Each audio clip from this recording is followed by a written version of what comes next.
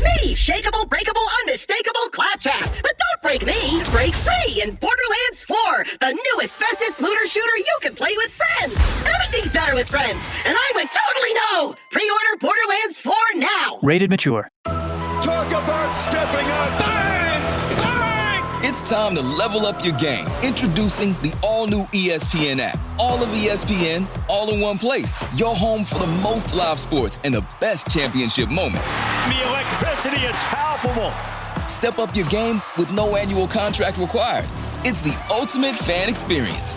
Level up for more on the ESPN app or at stream.espn.com. Sign up now.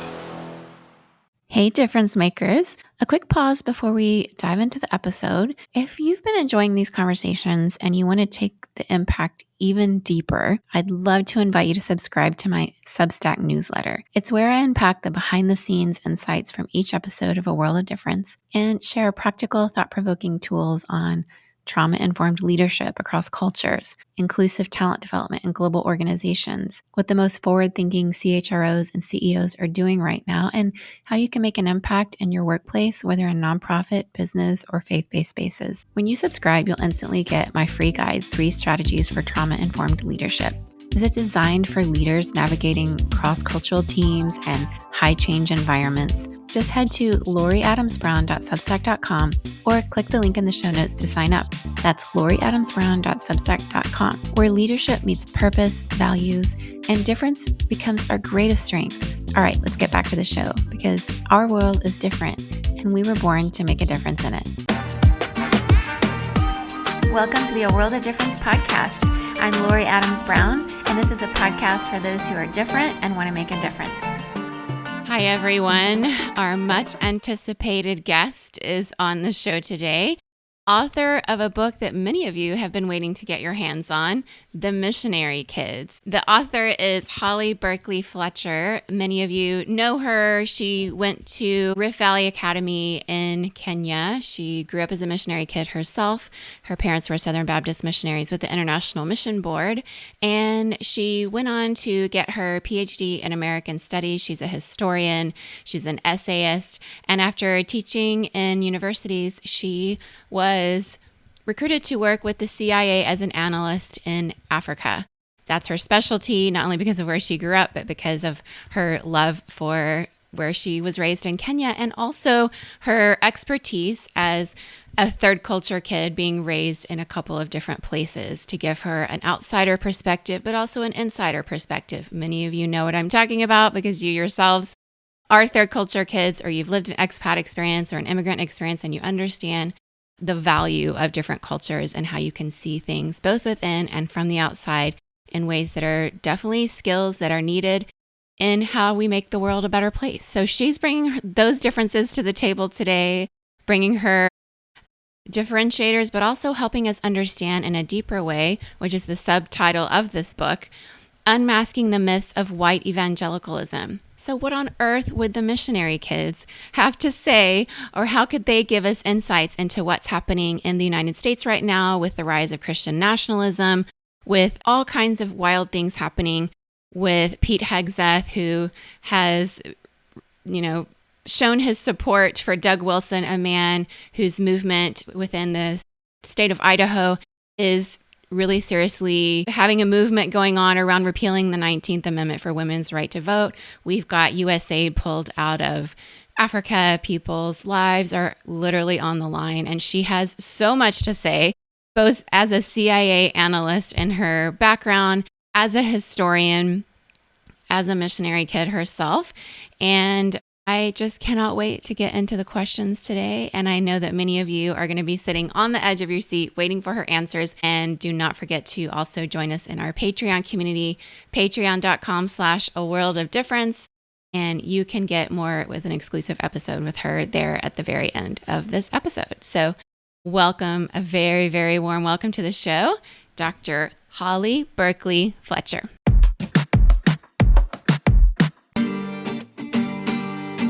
Hi, Holly. Welcome to A World of Difference podcast. Thanks. It's so nice to be here. It is. I'm really looking forward to this conversation. There's always this thing, and if you're listening and you're a third culture kid anywhere in the world, if you know, that when you meet people who lived in that third culture experience, there's always this connection, even if your countries aren't the same. And so that's something Holly and I have already shared just here in these first early moments. And as I've been reading her book, which many of you already probably have your hands on, and if you don't, we're going to put a link in here for you to order her book. That's right, The Missionary Kids. So this has been something I've been following along with Holly's writing for a while, and we've been really excited as she's been researching this, and it's been, just releasing. But today we're going to talk about the book, why she wrote it, her own experience as somebody who's lived globally in this current moment, and how she's processing some of that. So there's a lot going on these days here in the United States, specifically in the intersection of politics and religion. Especially as it comes to white evangelicalism, both as people that, get that data when there's a presidential election happening, or just currently understanding some of the policies that are rolling out and why those are supported. So I'd love for you to unpack for us a little bit. First of all, I'm not going to ask you where you're from, because every MK kind of hates that. Well, most hate that question because it's hard to answer. I know, breaking out in hives. But as you start to unpack this question of why are MKs essential sources for understanding white evangelicalism, I'd love for you to answer that, and also in light of your own personal experience and what that was like for you. Yeah, so to the first point, why are MKs essential sources? And that's really the book is not like, MKs are so interesting, and so everyone needs to read a book about MKs. It's really geared towards MKs as sources to this culture, because first of all, missionaries are really a central part of evangelicalism writ large. And then MKs have kind of an insider-outsider status within that world. So they're the ones sort of on the front lines, watching everything, watching both the American church's hero worship of their parents, and then seeing the reality of it on the ground. And to some extent, many, certainly I was at one time like kind of a true believer in the whole enterprise, but you're not quite as invested as the missionaries themselves. So it's that sort of insider-outsider status. And then the multiculturalism piece of it, growing up overseas, you have a little bit, certainly in an American, I was raised in an American kind of bubble, so it's not like I was not American, but you have a little bit of a removal from the United States. And so again, it's that ability to observe in a more objective, sort of removed fashion. So I really think MKs are great sources on white evangelicalism. And that's a big part of why I wrote the book. I started with just wanting to talk about my story. And, I wrote a unpublished memoir first, and in grappling with my own story and sort of some of the complexities that I hadn't, really confronted before, it made me want to expand the narrative and see, like, is my perspective, is my experience representative, or are there themes that repeat, over and over again as you talk to more and more people? And that's what I started doing. And there were themes, and there were sort of light bulbs that came on, and connections that I was able to form. Yeah, let's unpack some of those themes. What are some of the themes that you've seen? And so the adult third culture kid experience would probably have similar themes, but then the adult missionary kid is sort of a subcategory of that whole group of people. What are some of the themes that you have seen emerge? Yeah, well, third culture kids, obviously, missionaries being part of that, it's, the themes of belonging and identity, and sort of the struggle to locate that for people that grew up in a sort of scattered, disjointed cultural context.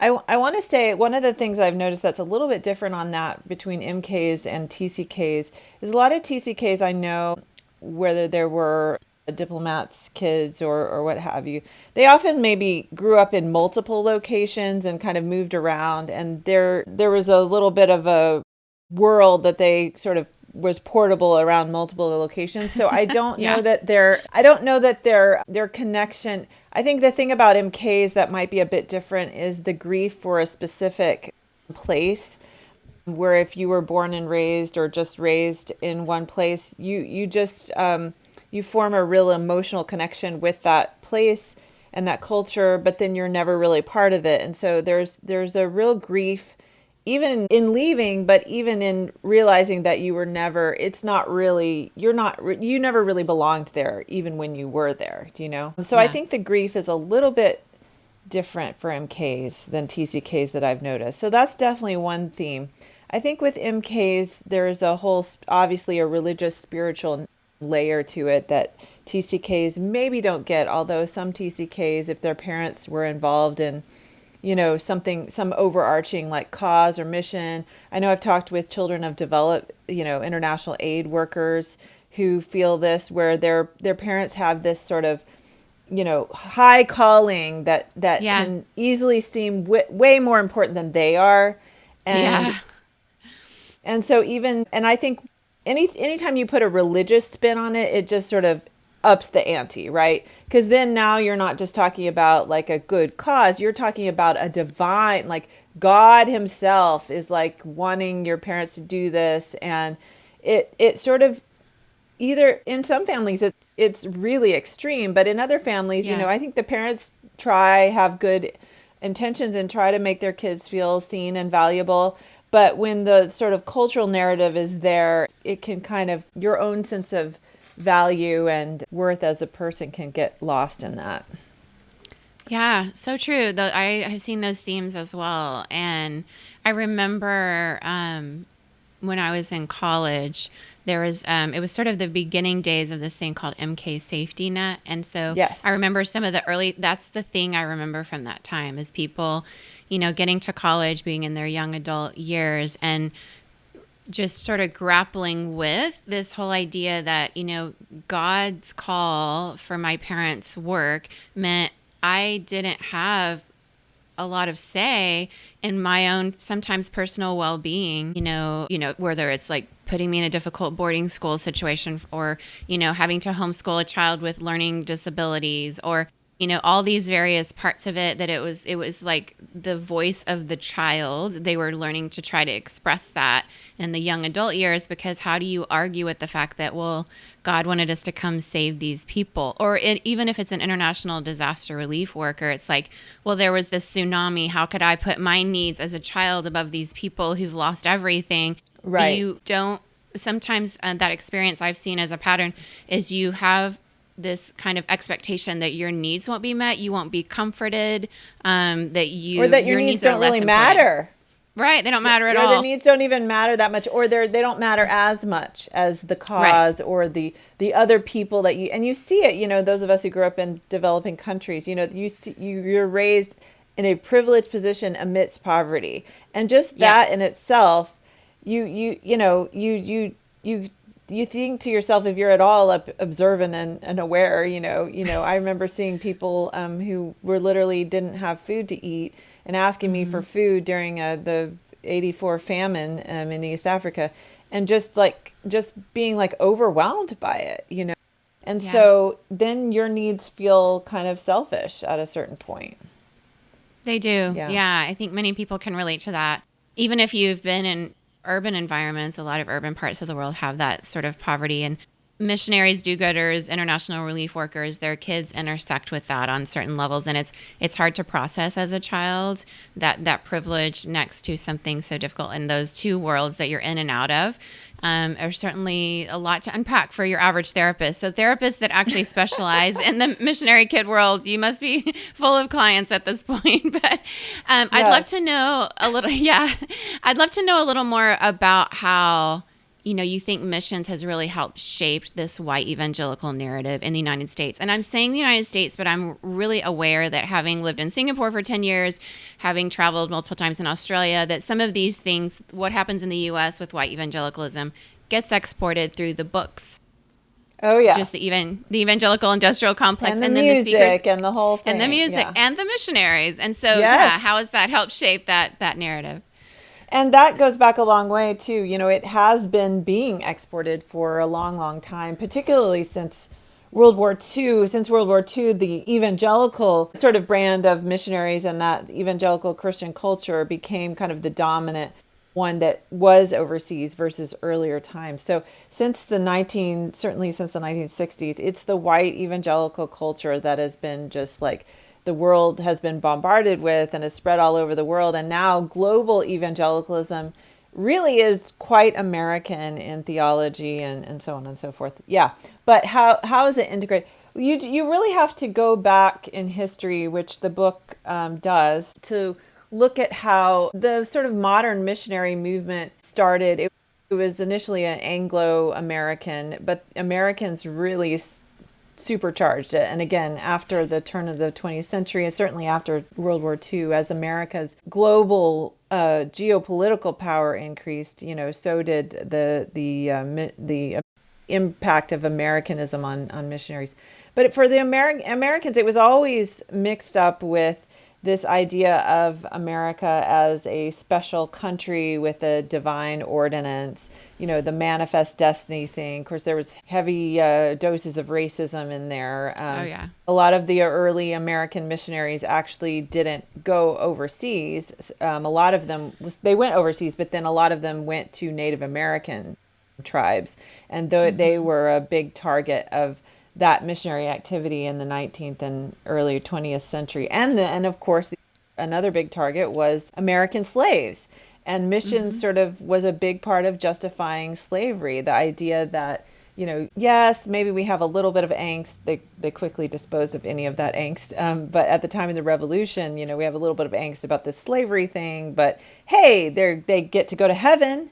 We're teaching them how to go to heaven. And so, and they would be heathens in Africa otherwise. So it's all kind of good. You actually still hear this in some of these white Christian nationalists today, Doug Wilson and some of the others. You'll still hear this narrative, which is rather disturbing. Yeah. So it was all sort of caught up with that. But I think if you look more broadly and more expansively, missions continues to be just central to a white evangelical sort of grandiose identity of like, we're the special ones. We have the correct theology. We're kind of, and we're going to save the world. Here in America, we're going to save America. We're going to, through political enterprise, we're going to like take hold of the government and, we're going to sort of redeem the culture. And it's really part of this grand narrative that's been building for a couple centuries and missions has been a huge part of that.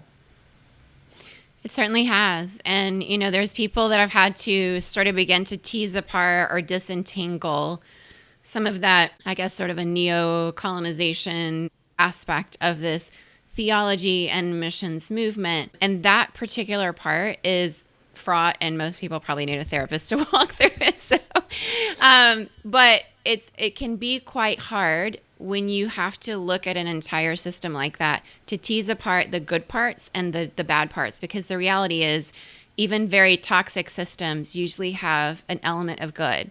It's like I don't know, that broken clock is right twice a day kind of situation, or even as, people like myself who would never vote for somebody like Trump, maybe out of his 2 terms, there have been 2 times I might have said, oh, I would agree with that. But 99% of the time, I would not agree with what he's saying. And I think that's where it gets difficult, the nuance, especially in our very polarized world. And so I know that there are MKs listening, former MKs, and maybe missionaries or even former missionaries listening to this, and they have a hard time looking back at what was often so good and seeing their own complicity or the hard parts of it, because when it comes to do-gooders, they're, often people will say, well, they had a good heart. How do you respond to that? How have you processed that? Well, like you said, it is really complicated, and it's not always so you have sort of the individual missionary or work, and then you have the broader cultural system. I think we all know many individual missionaries who I know them now who are doing really wonderful work, and they do have a good heart, and they are people of faith that I admire, and they're not MAGA or Christian nationalists in the least. That's probably, most of the missionaries that I know. I do know a lot of missionaries who have a good heart, but it's not that they're doing harm. It's like, what are they doing kind of thing? Like their work is just it's not really clear what they're doing, so there's that whole category, but they're certainly not doing any harm or what have you. So I think you have to sort of separate out the individual from the broader cultural and systemic thing. Although I think that you have to consider both sides of the equation. If you are an individual missionary and doing good work, I think you do have to consider that you are being funded and serving as a poster child for a culture that over 80% of them did vote for Donald Trump. They are supporting a dangerous authoritarian movement in the United States. And, you have to reckon with that. I'm not telling you what to do or what have you, but you have to reckon with that. One thing I wish more missionaries would do is speak into that, because the culture supposedly does give them respect and credibility and moral authority. They've been worshiping them for 2 centuries now. Why? Why, to me, you have a platform to then call them out. Like, this is not right. What you're supporting is not right. And here's why, from my perspective, as someone in a global context and as someone who works within the global church and have these ties, this authoritarian movement that you're supporting with your votes is not right. But most of them don't. They see America as like, oh, well, that doesn't have anything to do with me, or they just are afraid to say anything because their funding is contingent upon people being happy with them, and so on and so forth. But I wish that more of them would step out and speak up. Yeah, I do too. And I wholeheartedly agree with everything you just said there, because that was something I observed again and again. From 2016, when Trump got elected the first time, I was in Singapore and I voted. I was excited to vote for a woman for the first time. And, I grew up very feminist. And I know that some of my experience in that was a bit of a unicorn, but over time it became more rare, I would say. And so, I just posted on Facebook that I had my, overseas voting ballot, which I voted overseas most of my life. And I was walking to the Singapore embassy, just took a little selfie of me with the ballot. Hey, I'm excited to vote for a woman today. And it was a lot of the white evangelical, even missionary friends who sort of went after me in the comments. And it was like, oh, I just don't think I completely understood that is a platform, and that there are strong ramifications from people that and you care about and you've raised your kids with, and they've gone to the same MK camps or whatever, that all of a sudden and so it wasn't like my job was at stake necessarily, but it was definitely like, you stepped out of line. That's a public thing. But it's my own Facebook page, and it was my own. I kind of really haven't been on Facebook much since then, because it was so like, if you had this beef with me, why didn't you tell me personally? So I wonder sometimes if, some of the things within the evangelical world that we're seeing, which I'm going to label that as a little bit culty. I just kind of try to be careful with that. Be fair. But I think that's fair. Yeah, just like shunning people for thinking outside. And so sometimes, even if you're a unicorn inside, so for example, I would probably label, if you're a white evangelical missionary overseas with any organization right now, and you don't consider yourself to be MAGA, or especially if you don't consider yourself as a U.S. citizen to be even Republican, that's going to be probably an increasingly unicorn type experience. And then I think what you said was, people will often say, well, the U.S. I don't relate to that anymore, even though I vote and I take that seriously, or I don't relate to how the Southern Baptists are acting right now, or how the Presbyterians are acting right now, because I'm overseas. Because I think that most of us want to believe we're good people, and that aspect of complicity is some of the hardest work. So what do you think is sort of this connection between white evangelicals, good work, and as they continue to not speak out against the Doug Wilson's, which connects to Pete Hegseth and trying to repeal the 19th Amendment. And how could missionaries, if they wanted to do something now, what could they do? What could they say? Well, for one thing, I should have mentioned before, in many cases, the mission boards have put restrictions on what they can say.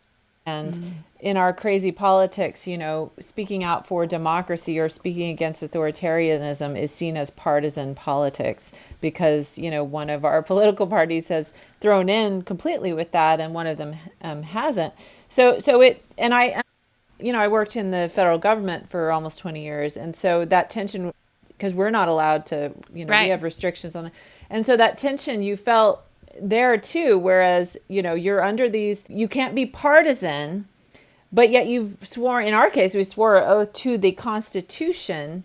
And one of the partisan parties has basically turned its back on the Constitution. So it makes this real tension there that is hard to overcome. So I should say that and acknowledge that a lot of missionaries are in a difficult position on these their mission board policies as well. But I think they could, speak more subtly and do, some of them do, advocating for I told one friend I just saw I was out in Kenya over the summer, and she works with refugees. In Uganda, they take in a lot of refugees, and she has a ministry that works with refugees, and she was just in tears almost over the many of the people that she had been helping that had been waiting for U.S. admission for years. All of their processes being ended, and meanwhile 59 white South Africans were admitted, and they pretty much are the only refugees that were admitted during this year. So she was just in tears over this, and I was like, maybe can you speak out? I think your supporters need to understand what's going on. And she expressed some, she agreed and said, but there people will get angry, whatever. And I said, well, just tell stories. You could tell stories. Like if you're a missionary in Lesotho, which is just devastated by these tariffs, their whole economy has been, a huge sector of their economy is textiles through the African Growth and Opportunity Act, the U.S. trade with the U.S. And with these tariffs, which are unnecessarily high for Lesotho in particular, their economy is just devastated. So tell the stories of your friends and people in your congregation and how this is affecting them. I think, and to be clear, it's not all the missionaries' fault. In fact, my book is way more critical of the American church and its sort of consumerist approach to missions. We want these people to represent us and be the poster children for us. And basically we want them to go, and maybe we'll go on a short-term mission trip. And, we want to feel good. They help us feel good about ourselves. They're doing this good work that is associated with us. And by proxy, we are the good guys because they're doing all this as representatives of us. But, they don't really want to hear, they don't want to hear the negative side. They don't want to hear they want to hear the hardship in that it makes them more martyrs. That makes them feel good about themselves. They love to hear stories of persecution and danger and going into war zones and all of that. But they don't want to hear my marriage is falling apart because, my children are severely damaged because they have lived under, in a war zone. They don't want to hear, and they certainly don't want to hear, the international's perspective on what's going on in America and what the American church is deeply complicit in. They don't want to be called, they don't really want to learn, they don't really want to learn. They want to glom on, but they don't really want to learn. So. Yeah. And I think I resonate with that so much. What I remember growing up as a child, going around with my parents on furlough and being the little MK that had to be there and smile and, be nice and shake everybody's hands and, oh, yay, after the slideshows. And I remember my own experience of we kind of use these words, Christian nationalism now more, regularly. But back then that existed. This isn't, to me, the Christian nationalism is not a new thing that suddenly happened with Trump. It's something that's always something, as I've observed as an American citizen raised abroad and having lived abroad, observed a bit of as an outsider going into especially some white evangelical churches where they would have the American flag in the sanctuary. Oh, that's pro forma, Yeah, exactly. And so, I remember getting kind of tone policed or kind of corrected if I said anything that didn't sound patriotic to what the white Christian nationalists would have determined that to be. And what I mean by that is probably your average Southern Baptist in those, churches, especially in the South and rural areas, which is where, you tended to go speaking at and stuff. And so I remember people sometimes saying, well, you sound bitter against America. And I'm like, what? No, if you believe in democracy, then it should be able to be critiqued and honed and perfected. And it was almost like that felt a little bit culty too, if I'm being honest. You're not allowed to question that, try to perfect it. You just stay sweet, pray and obey, and don't question. And so, yeah, I don't know. Did you, growing up as a missionary kid in Africa, how did that shape you, and that experience, both, later as a historian and as a CIA analyst, how did you process that going forward? Well, it was a little bit of a mix of I grew up, it's weird how you can be in an white American evangelical culture in another country, which is definitely, the boarding school I went to was run by an American evangelical mission. And, the version of American history we got was, certainly not, it was certainly not one that dwelled on, it's not like I didn't learn about slavery, but it didn't dwell on slavery. It was very politically driven. It was very, it was very raw, it was pretty raw. Oh, here's a fun fact for you. The banquet one year, juniors and seniors do a banquet. The juniors do the banquet, but it's for the juniors and seniors. And the juniors build the set and pick the theme and do the entertainment and the costumes and everything for the banquet. And one year when I was at RVA, the theme was the Old South. Complete with a massive Confederate flag and Gone with the Wind. Yeah. Oh yeah. This is in the early 90s. So there you go. And nobody really, and I didn't think anything of it at the time. I didn't think anything of it, how this might be inappropriate. What would African classmates think of this, because we had African classmates, what would they think of this? So that kind of thing, where it's not like, I spoke to one Black MK, which are very few and far between, by the way, American Blacks. They're very hard to come by. And he said, he was very gracious, and he said he didn't chalk it up to malice. He chalked it up to myopia. And I think that's definitely true in the mission field, because it's such an insular, removed world. And then it's generation after generation of families. So now you're at third, fourth generation of families in many cases. And I just think there's not a good understanding of American history and how the mission enterprise fits into broader themes and, American politics and culture and history. I just think there's a myopia there. So on the one hand, I got little glimpses. Like I said, I saw the poverty. I lived, it was a dictator, and we were, as the year I graduated high school was their first multi-party election. I saw sort of the excitement, but also the turmoil surrounding that. And I saw the political oppression. One of my classmates' father, my Kenyan classmate's father, was assassinated by the regimes, things like that. So you get little glimpses. But then the rest of your world is just this conservative, white, American, evangelical world.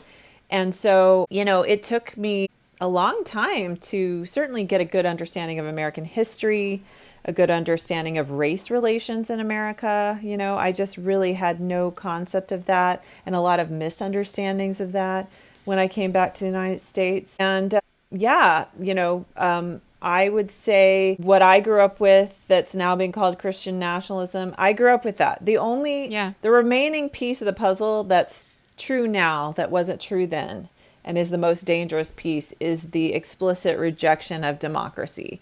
That was, back then there was this assumption that, we mobilized politically, so we have our say, but there wasn't any sort of indication of well, if it doesn't work out for us, we'll just storm the Capitol, that's that's a new thing, or condoning violence, even if you don't participate in violence, excusing that away, or supporting a political figure that clearly does not believe in democracy and is an authoritarian, but he's protecting Christian interests, so it's okay, that's all new. But the rest of the whole culture was there when I was growing up. One last thing I'll say on that is I do believe that one of the theological foundations of white evangelicalism is the doctrine of biblical inerrancy, this idea that the Bible as written is perfect and, for all time, and you want to try to interpret it as literally as possible. And, it's this is what the Bible says. And so that's what we, go with it, and not factoring in, science and history and all of these other things. And I do believe so evangelicals don't have authoritarian leaders or structures. It's pretty flat and loose. But the culture of evangelicalism as built on inerrancy is an authoritarian culture. And they have an authoritarian view of scripture where you don't question, and it's revanchist and past looking, because if you're literally interpreting an ancient document, you're necessarily going to be revanchist. Right. Yeah. So there's a lot of things. I think that's really the key point, is that there is an authoritarian view of scripture that makes evangelicalism, friendly to authoritarianism. Yeah. Just so insightful, an excellent observation and way to put that I think really just sort of wraps up what in the larger scheme of things, the systems and the ideologies and the theology and why it's happening and why it has shifted to the degree that it has. And we didn't even talk about the patriarchal aspect of that, but how that's so embedded into it. For sure. Yes. And what I we're grew seeing up with that with too. Pete Hegseth. Very much me so. too. Yep. And why, it did seem hysterical to some people if you mentioned that the 19th Amendment was on the chopping block in the future with how things are going, and now it does look very real as a possibility. And so, but because of all the things you just mentioned, the authoritarianism, the inerrancy, the way, biblical interpretation, it's even just for these English translations, which are not necessarily the best translations, and you and I both know that language matters. And so all of those things that get kind of wonky. And I've always been surprised how that got wonky with missionaries who knew languages and even were Bible translators. But it's just, it's that authoritarianism and how that gets embedded in there. Well, it's so insightful. I feel like we could talk for hours, but I'm going to do a little lightning round with you to make it a little more fun. So these are just like top of mind, whatever these questions pop into your head. So are you a coffee or a tea person? Oh, coffee all the way. Although Kenya has both excellent tea and excellent coffee. But I'm a coffee addict. Yeah, I don't feel like I have to choose, but I grew up in Venezuela, which is next to Colombia, but we also had good coffee. And then living in Sumatra and Java, coffee is my thing. But we also had good tea. I agree. So, okay, Nairobi or Washington, D.C.? Well, okay, I'm not a big fan of Nairobi. I've never been a big fan of Nairobi. And when I go to Kenya, I try to get out of there as quickly as I can. In Africa, African cities are a little problematic. I like the landscape. I like the I lived in smaller towns and my school was, isolated. I love the natural beauty of Kenya. So I would have to say Washington, D.C. I love Washington, D.C. Yeah. It's been my home for over 20 years now, for one thing, which is longer than I lived anywhere. So, and I love this city. Yeah. Oh, glad to hear it. It's an amazing city. So what's the book you're recommending everybody read right now, obviously outside of the Missionary Kids? Outside of my book. Wow, this is just off the top of my head. I've been recommending, because I'm getting a lot of questions about like, oh, well, you've told us what to do with missions. Like, what's wrong with missions? What do we do with it? And so I'm like, well, that's not really my shtick. That's not my thing. Yeah. So I've been recommending that people read a book by an Ethiopian American missions reformer, I would call her, Mektis Haddis, called A Just Mission. And she gives a different perspective. She gives not a white American perspective on, and she does a lot of on the ground consulting and things like that, and has been involved in missions as an adult. And so she has more to say on that, I think. Yeah, great recommendation. Love her. So this is a little harder. Writing history or intelligence analysis?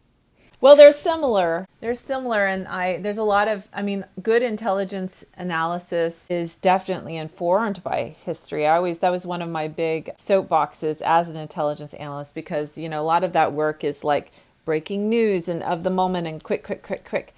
And I told them, there's a whole library of intelligence that is already collected and just there for you to read. And it's called history. And not only in understanding the context of what's happening now in any given country or situation, but it can be used to predict the future a little bit. And that's one of the reasons I'm so alarmed by what I'm seeing in America right now, is because I have actually both of those things. As a historian, you see it in the past, but then as an intelligence analyst, promoting, defending democracy and beating back authoritarianism around the world is that's been my bread and butter. And so from both of those things, if I had to choose, I would say the writing of history and the freedom there. Intelligence analysis writing is pretty dry and dull, and there's not much freedom there. So I would have to go with history. Yeah. But as enterprises, both very important and partner well with each other. Yeah, indeed. What word do you think describes MK's best? Resilient. Yeah, I think so. I'm always amazed. And talking to so many of my cohorts and just looking at my own life, now looking back, I mean, not to like toot my own horn, but I am amazed at what I managed at a young age, Like I have children now and I'm watching them grow up. My daughter is 17 and she's starting her senior year. Well, I was a grade ahead. So when I was her age, I flew back to the States by myself to a different country to start college. And, was engaged, very badly engaged, a year later, I just can't even imagine her being in any of those situations, nor should I have to imagine that. So, resilient. It's a good word, and it's got a lot within it. Do you have a favorite Substack writer besides yourself? Besides myself. Well, I always read Diana Butler Bass, The Cottage. She's been kind of a fairy godmother and mentor to me. And I always read The Bulwark. If you're not a subscriber to The Bulwark, all of them are fantastic. I know a lot of them personally. And if you become a paid subscriber, you get Jonathan V. Last's Triad newsletter every day. You got to be a paid subscriber for that. And he writes it 5 days a week, and every single day is it just blows your mind, insightful. Wow. And I don't know how he physically does it. I'm like, how do you even do this? But it is The Bulwark. Check out The Bulwark if you're not already a subscriber. Great recommendation. And last one, what is one stereotype about MKs you'd like to retire forever? Oh, gee. Just one. That's a hard, that we rode elephants to school. I don't know. That's the questions I got. Right. We grew up in a hut. We rode elephants to school. Or we're somehow our parents' spirituality is somehow redounds to us. We're extra spiritual because our parents are. Sometimes I think that the positive narrative about MKs is awfully convenient too. I had one man approach me at the book signing I did this week, and he's like, I think MKs are so gifted and have so much to offer the world, and why didn't you talk about that? And I'm like, well, I agree. A lot of other people have talked about that. It's well documented, so I didn't think that was needed. But also, that's a convenient narrative that it then excuses away the pain and trauma. But I'm like, you know what? People with traumatic childhoods who can heal from that often become amazing people that help others. Oprah. Look at Oprah. Yeah, right? yeah. But does that then make it okay that Oprah was sexually molested by her uncle and got pregnant at 13 and had this horrible trauma? No. Yeah. No, stop it. Yeah. So. Or even the way, your book had me from the very first few words where you were talking about, I know a murderer and he was a missionary. You know what I mean? I think I've said this again and again, just being raised Southern Baptist, missionary kid, and then being in the Southern Baptist world, whether it was the pastor world and the missionary world, I know too many predators. That's just not normal to know that many. Yeah. And they mostly have been behind pulpits, and you know what I mean? So I think that's also, it can feel spiritually bypassing to, I think, have somebody just, it's a different way of saying all things work together for good. That verse that I think gets taken out of context, where it's these adverse childhood experiences and whatever these kids have gone through, but all things work together for good. Oh, you saw coup attempts and you saw people starving and oh my gosh, that's so much trauma. But on the other hand, I think what's also not helpful is for people to say, oh, those MKs as adults are completely messed up. So anything that I do to them won't matter because they were just traumatized. That wasn't me hurting them. That was just them. That's also not helpful. But it is interesting somebody said that to you at your book signing. I'm sure you're going to hear a lot of wild things. Yeah, he was really adamant about it too. And I was like, well, he was a missionary. So. Okay, yeah. And I think he was probably needing some consolation. If I'm reading into it, probably too much. Yeah, and to be fair, it's hard. It's hard to unpack the parts of, I think Complicity is one of the hardest things to unpack. Oh, yeah. And to even go to your children, if you raise your kids with James Dobson, to say, look, I was given this book and I'm so sorry. Yep. Or whether you parented kids with purity culture and you thought giving them a purity ring was going to be keeping them safe, when in fact it probably caused so much damage that you didn't even know. So that's the thing about complicity is you often don't know. But once you know, well, and we repeat out patterns. That's why I think history is so important, is like, there's just this sort of unconscious, you do what you were given to do, you repeat the patterns of, well, I was raised like this, and so that's, of course, how I'm going to raise, unless you take the time to learn and to retool and to break those patterns. And that's why I think on a societal level, history is so important.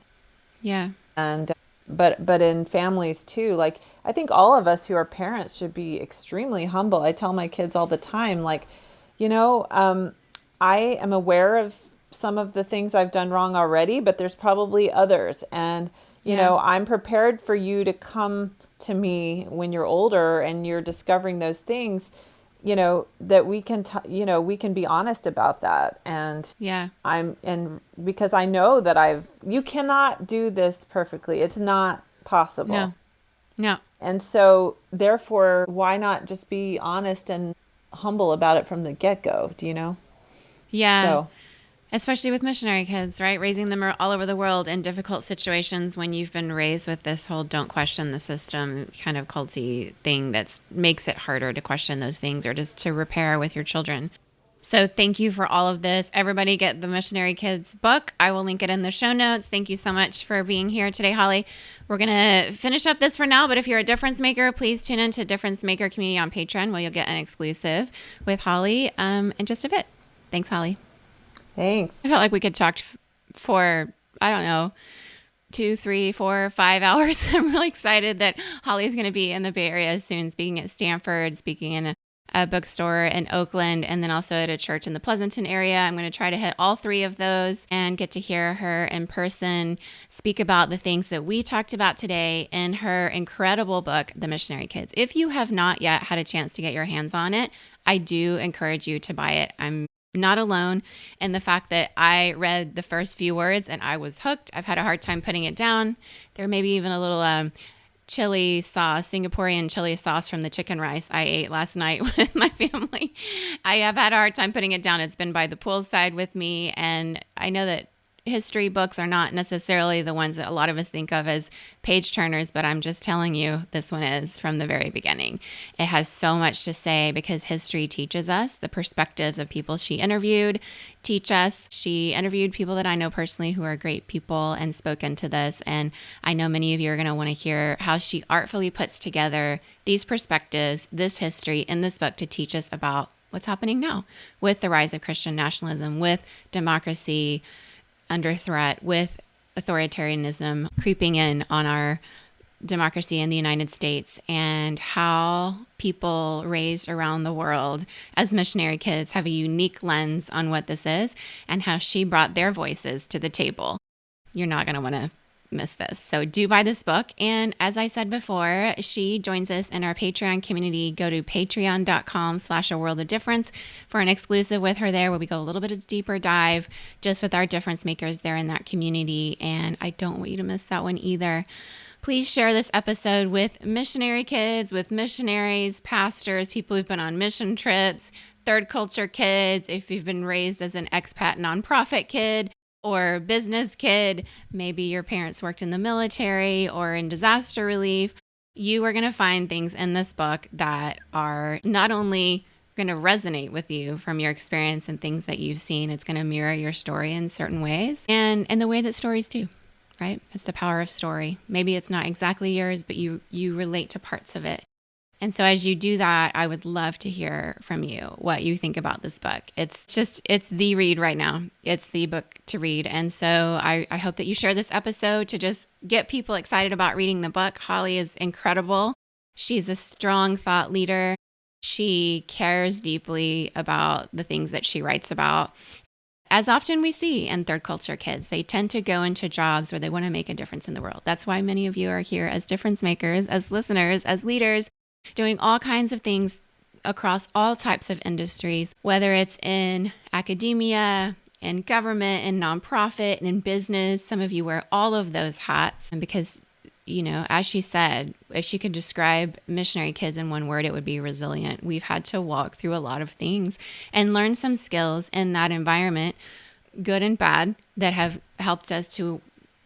It's usually not our first rodeo when we go through something difficult. And so sometimes that upbringing, although it can have certainly some traumatic experiences involved, and I think many of us have had those, but it's also given us a chance at young ages to learn skills that we bring into the workplace that help us lead teams through change, lead teams through uncertain times, and to bring our humanity and the mission that we all are a part of, whatever that looks like for us, to make the world a better place. And Holly is certainly one of those people. Please buy Dr. Fletcher's book. It's available now. It has just released The Missionary Kids, Unmasking the Myths of White Evangelicalism. Let me know what you think, and check us out on patreon.com/aworldofdifference. Share this show, spread it widely, rate and review so more people find us. Let's keep making a difference together, difference makers. You are listeners, you are leaders, and you are some of the absolutely best people I know. Thank you for being here. Hey, real quick before you go, if this episode made you think, made you feel, or made a difference in your day, here's how you can make a difference too. Send this episode to 5 people right now. Seriously, 5 people in your text threads, Slack channel, or group chat who care about making the world better. You never know who needs to hear this today. And if you haven't yet, hit that follow button so you don't miss the next conversation.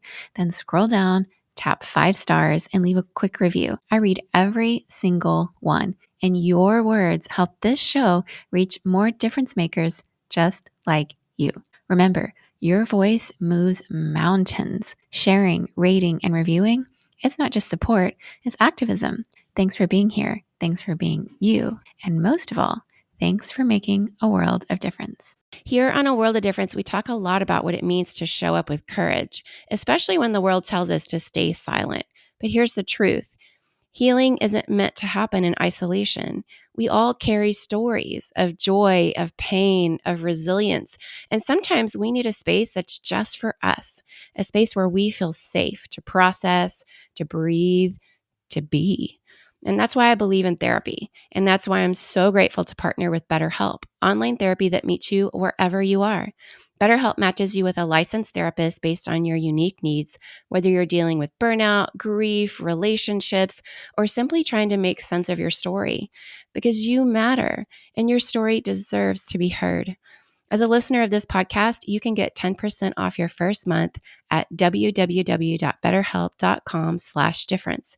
Again, that's betterhelp.com/difference, because you don't have to walk this road alone. Hey, difference makers, quick question. Have you ever felt stuck in your job? Like you're meant for more, but you just don't really know how to make that leap? It's scary. Maybe you've outgrown your role, your industry, or even your workplace culture, and you're really craving a career that actually aligns with who you are and the impact you want to make. I've been there. And after coaching professionals across 3 continents and leading in everything from global nonprofits to Silicon Valley tech, I created something just for you. It's called Master the Career Pivot, my signature course designed to help mission-driven, values-driven professionals like you make bold, values-aligned moves without losing yourself in the process. This course isn't about polishing your LinkedIn profile. It's about finding clarity, recovering from burnout, and reconnecting to your sense of purpose. It's about joining a community of others who are making bold pivots too, because you don't have to do this alone. Whether you're navigating a toxic workplace, returning to work after time away, or just sensing that it's time for meaningful change. This course will give you the tools and the psychological safety to move forward with confidence. I've built this program around what I know helps: reflection, expert guidance, and here's the fun part, asking you to offer advice to others going through the same thing. Why? Because science shows we gain clarity when we help others, and that sense of belonging and purpose, well, that's where the magic happens. So if you're ready to go from stuck to aligned, from exhausted to energized, go to laurieadamsbrown.com/career-pivot and join the Master the Career Pivot course today. And if someone just popped into your mind who's in that messy middle, forward this episode to them. You could be the reason they finally say yes to change.